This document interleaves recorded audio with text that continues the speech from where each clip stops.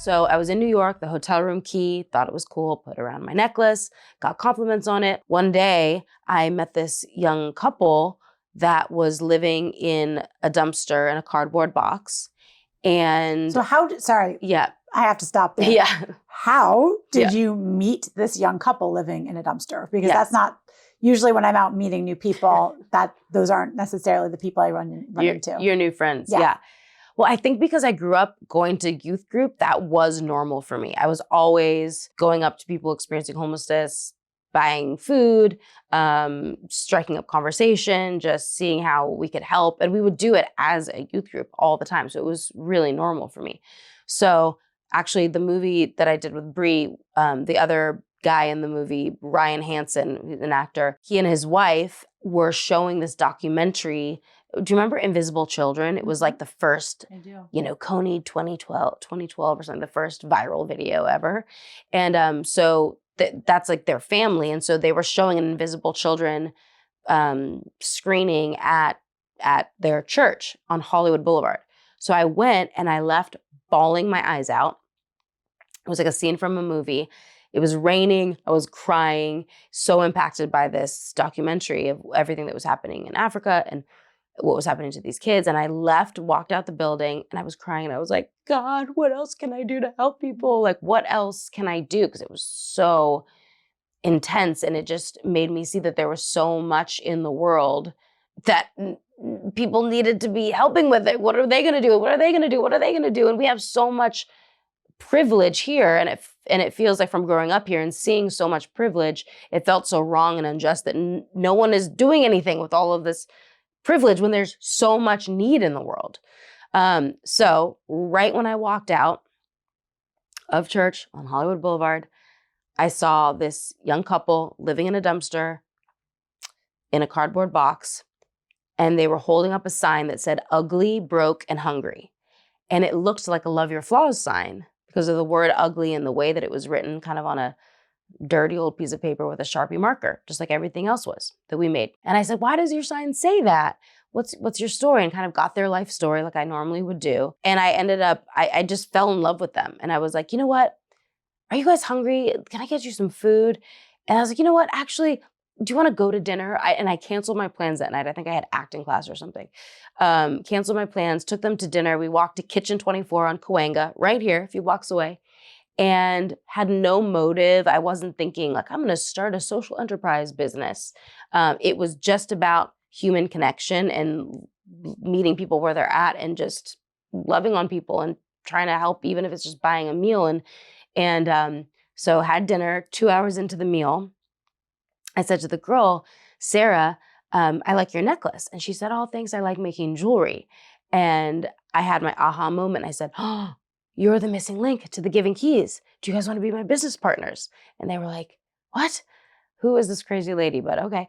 So went to a locksmith, bought engraving equipment, bought hammers, started paying them to engrave words on the old keys that I would collect from tour. So had them engrave faith, hope, love, let go, fearless, believe, dream, all the words that we all need. Brave.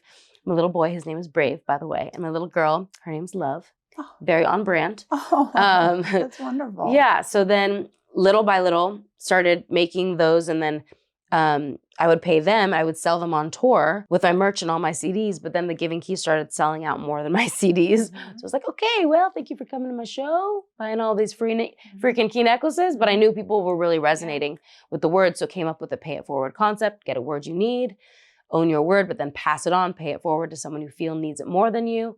Then people started writing me on MySpace at the time. So-and-so was about to commit suicide. I gave them my key.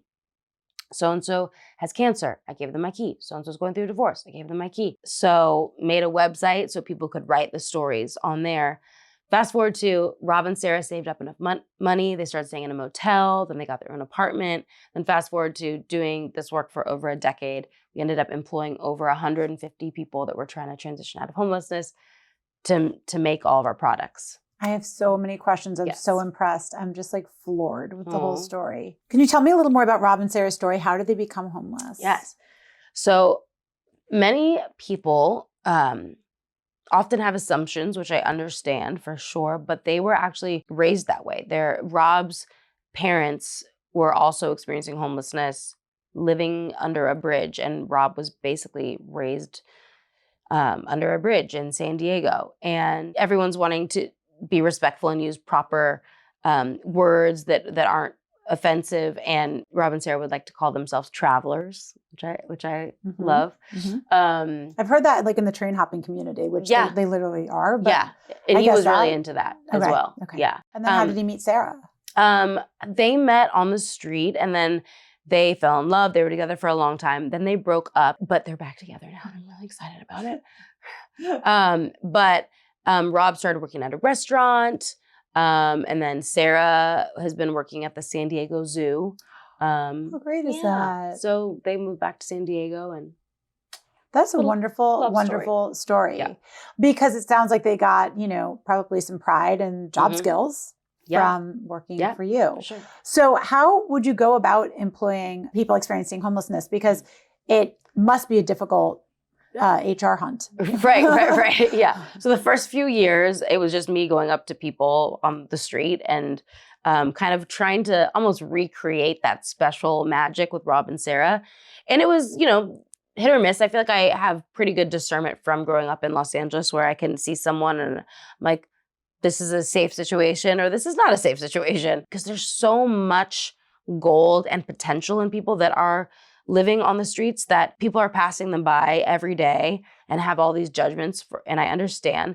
But sometimes they just need a little support. And once they get that, or if they're connected to the right place, there's so many nonprofits that do a lot of work. There is a lot of red tape. So I understand why it's even so hard for people to have housing or to even understand and learn all the steps and get the proper support that they need to, there's just so much red tape. And even one of our employees, that she had relapsed, and we had so much HR, and we had a girl on our team used to work at, I think, United Way, and got her master's in social work. And when one of our girls had relapsed, we couldn't even find her a place to go because every place was full. And then finally, through weeks of calls and favors, the LA Mission gave her a slot in a 1-year program, a 1-year program. And we said, if you graduate this 1-year program, we'll save your job for you. And she did. And she graduated a year later and came back, and she had a job again. That's amazing. Yeah. So the first few years was definitely trial and error, me going up to more people on the street. Then we started partnering with different transitional homes, and Chrysalis became our main partner, and they still are. So they would kind of screen people that were experiencing homelessness, and I would come and interview them, and our whole team would come and interview them. And we had a 3-month process where, let's say we were paying $20 an hour, let's say whatever LA living wage was at that point, let's just say it's $20 an hour. We would pay the individual $20 an hour, and then Chrysalis $20 an hour. So it would be $40 an hour. And then that would basically help Chrysalis be able to, do everything that they do, the professionals, since I didn't know what I was doing. And they were, giving proper, case workers and social workers and helping them transition and making sure everything was kosher and drug testing and all that. And then after 3 months, they would graduate on our full-time payroll, and we would have a whole bell ringing ceremony. Wow. So yeah. That is really incredible. Really incredible. Did they work out of, did you have like a commercial space? Yeah, we had a huge 8,000 square foot HQ downtown in the Arts District in LA. That's amazing. So the first few years we would do it out of kind of United Way, PATH, People Assisting the Homeless. We would do it at different places. Then we got our own place and we would do it there. Did you have any not so great experiences or scary? Oh, yes. We definitely had some relapses were really, really hard.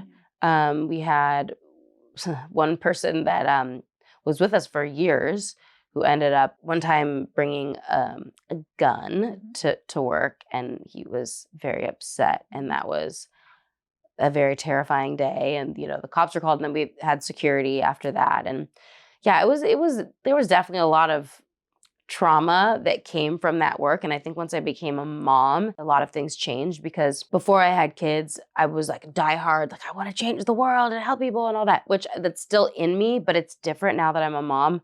I'm like, I just want to take care of my kids, and I want to do good work in the world that gives back and helps people. But I don't want to do anything that would, put my children in jeopardy. And so I would bring them to work with me downtown a lot. And I just, after a while, that I didn't love that.